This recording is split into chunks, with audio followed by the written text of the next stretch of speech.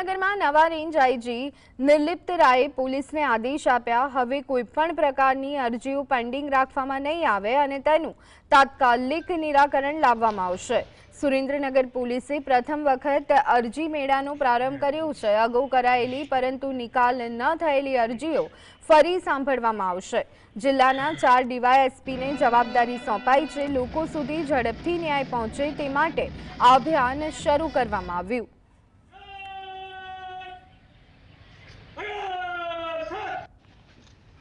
Police સ્ટેશનની અંદર આવનારા સમયમાં એક અરજી મેળો જે છે એનું આયોજન કરવામાં આવનાર છે। આ અરજી મેળાની અંદર જે પણ અરજદારો જે તે પોલીસ સ્ટેશન વિસ્તારના હશે એ અલગ અલગ પોલીસ સ્ટેશનની અંદર નક્કી કરેલા દિવસ અને સમય દરમિયાન ત્યાં એક લોક દરબારનું આયોજન કરવામાં આવશે। આ લોક દરબારની અંદર જે પણ અરજદારો જે તે પોલીસ સ્ટેશન વિસ્તારના હશે એમની જે પણ રજૂઆતો હશે, જે પણ એમની પોલીસને લગતી કામગીરી બાબતેની જે પણ એમની સમસ્યાઓ હશે એને અરજી સ્વરૂપે ત્યાંથી લઈ અને તેનું નિરાકરણ કરવામાં આવશે।